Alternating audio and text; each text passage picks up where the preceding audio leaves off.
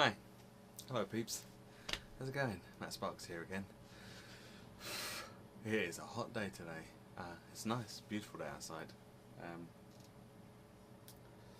Birds singing, sun is shining, a little bit of a breeze. Very nice indeed. So, it's been a week since we last spoke.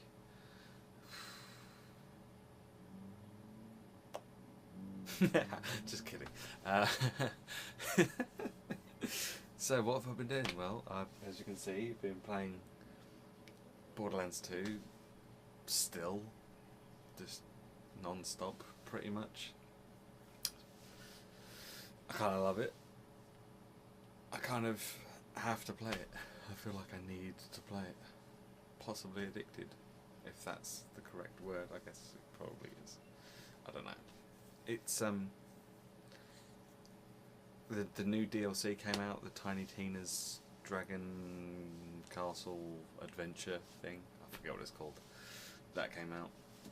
So I've been playing a bit of that, but I've been playing through the true Vault Hunter mode, wanting to get to level 50 with my Psycho, who's predominantly melee. I've been having some problems with some of the boss fights because there's bosses that you can't get close enough to hit, and even if you do, they'll probably hit you so hard that you'll go into second wind and possibly die. Like bosses like Bunker, for example, which is basically a big flying robot that flies around. There is no way you can melee that, so I'm literally using all of my ammo to take them down because my guns don't do a lot of damage. I've got no abilities that increase the damage done by my guns particularly, so yeah, it's just like, oh man, most of it's like fire rate or reload speed. That's the only kind of benefits to my weapon, like my guns, that I have with Krieg. Everything else is kind of melee damage and survivability. So yeah, it's been really tricky. The last boss, where you have to fight Jack and then the warrior. Jack was a piece of piss. It was so easy. Literally just ran around, just slicing everything that I could see with my axe, and it was easy peasy. But then you get to the warrior, which you can't get close to, really, because of the fact that he's in lava, so you're kind of going to be on fire if you try and get close. Plus, any of his damaging things hit really hard and they knock you back. So, yeah, he was really tricky, but I did manage to get him down eventually, but it took a while. Certainly not one of the bosses that I could farm without too much trouble. Like I could say, when I was playing Zero, because he was a sniper build, I literally, all I had to do was find a decent sniper rifle and I'd pretty much be able to take him out, because you just shoot him with your sniper rifle. You don't really have to worry about using any other, because as soon as you expose his crit spot, once you find out where his crit spots are, as long as you shoot there, then Zero does tons and tons of damage really quickly. Especially if you have like one of the automatic sniper rifles, just blow them away. Anyway, enough about Borderlands 2.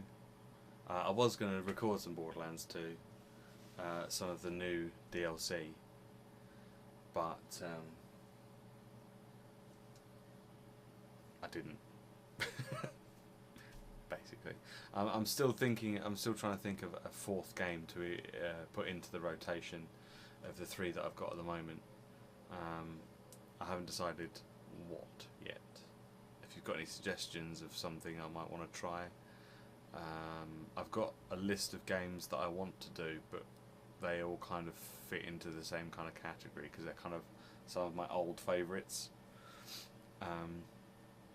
And Bioshock is like the first of my old favourites, so I don't really want to have to do one of those as well as.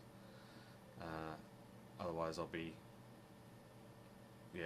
just be all old favourites, and most people have either played those games already or don't care or whatever. It doesn't matter. Anyway, okay, that's gaming stuff. Car stuff. The car's been taken away. The check came through in the post. Hooray! And has cleared and everything. I found a car that I like. I've put a deposit on it. I'm hoping to pick it up a week tomorrow. So it still means another week without a car, which kind of sucks. But I've been looking at possibly going to Bloodstock again this year. It's the largest independent UK heavy metal festival, which is in beginning of August, and yeah, I'm hoping to go, but it all depends on money really, because cars ain't cheap. Cars are not cheap, and neither is going to festivals, although it's a lot cheaper to go to Bloodstock than it is to go to Download or something like that. But I think it's better. The atmosphere is better because it's smaller. You don't get so many knobheads. Movies. Okay, this week I've had a running theme. I won't ask you to guess what it is because it's fairly obvious, except for the first film. The first film I watched this week was Limitless with Robert De Niro and Bradley Cooper. And if you haven't seen this film, you should, because it's brilliant. And De Niro, it's got Robert De Niro in it. That's a good enough reason, really, the fact that De Niro's in it. But it's a really clever film, and it's a really interesting idea. And you don't get many clever, interesting films nowadays. So, after that, let's put these in the right order. Not that it really makes any difference. I fancied watching The Da Vinci Code. Don't ask me why I fancied watching The Da Vinci Code. I just had this thing about I fancied watching something with religious conspiracy theories, if you like. And the first thing that came to mind was The Da Vinci Code with Tom Hanks. So I got out my Tom Hanks box set, or one of my Tom Hanks. I know I've only got one Tom Hanks box set, but yeah. Anyway, so I watched The Da Vinci Code, and I was like, well, I've watched The Da Vinci Code, so now I'm going to watch Angels and Demons, because that's like the second one. Now I've not read any Dan Brown novels, and it's weird because Dan Brown seems to get slated now for anything that he does. I'm not quite sure why or how that happened. It's like his first two books were like, wow, and everyone bought them, and then after that everyone's just like, Dan Brown. It's like, I'm not quite sure how that happened or why that happened particularly, but no one seems to get that interested anymore. I could be wrong, but that's the impression I get. So yeah, so then I continued my Tom Hanks thing, and I watched Philadelphia, and that film gets me every time. It is such a good film. It's so good. And it's got Denzel Washington in it, who's one of my favourites, because, as I said, I think last week, I don't think he's made a bad film. He's made some alright films, but I don't think he's made any bad films. And then, what else did I watch? Oh, and then I watched The Money Pit, because I remember this from when I was growing up. This is quite an old one. Let's have a look. It doesn't say. How can it not say? Oh, 1986, there we go. Yeah, so I remember this growing up, because I was 6 years old when this came out. I'm showing my age. And I remember loving it when I was growing up as a kid and watching it, even though I probably shouldn't have watched it because it's a 15. And I just found it hilarious, and I still find it funny now.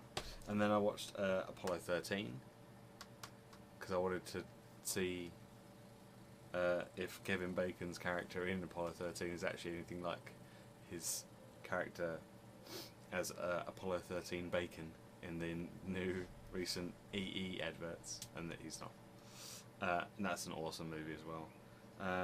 Incidentally, Apollo 13 and Da Vinci Code both directed by Ron Howard. who used to be in Happy Days. Yeah. So that's good. Probably. But seriously, if you've never seen Philadelphia, then you should, because it's great. And it touches on some real issues, I should say, especially to do with like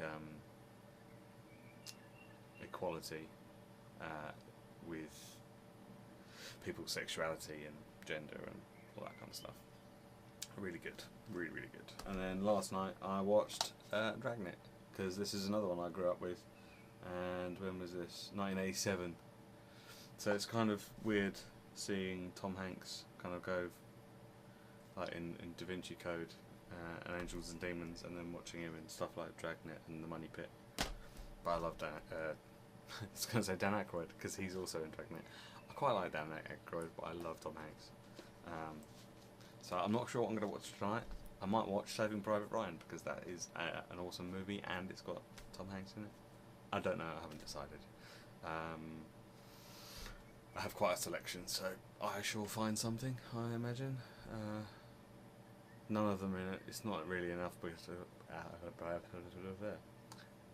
It's not in alphabetical order, which can make finding stuff a bit difficult sometimes. But it started off in alphabetical order, and then everything just kind of went, just put it up there, just put it up there. So I've just got piles and piles and piles. So no idea where half the stuff is anymore. But yes, you should see some of those films if you haven't, because some of those are like Philadelphia, Apollo 13, and Limitless. I would recommend if you haven't seen them already, because they are brilliant. Really, really good. Really, really good. You'll be happy to hear that for this episode, I remembered to turn my phone off.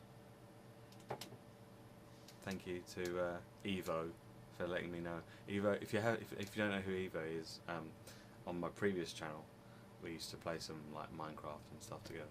And he's been watching my videos, going, "Do you know what's annoying the shit out of me? The frickin'..." He didn't say that. The phone going beep beep beep beep beep beep beep beep, and every time I come to edit or render and whatever, and I'm always like, "Oh, for God's sake, it's there again." And I'm like, moving it further away didn't help, and the fact that this is plugged in and earthed didn't make any difference. And I was just like, right, I'm just gonna have to turn it off. Not that anyone calls me or texts me anyway, so it doesn't make it that much difference. But yeah, I just needed to get the beep beep beep beep beep, beep noise got rid of. And if it happens again while my phone's turned off, then I don't know what it is, but it shouldn't be happening.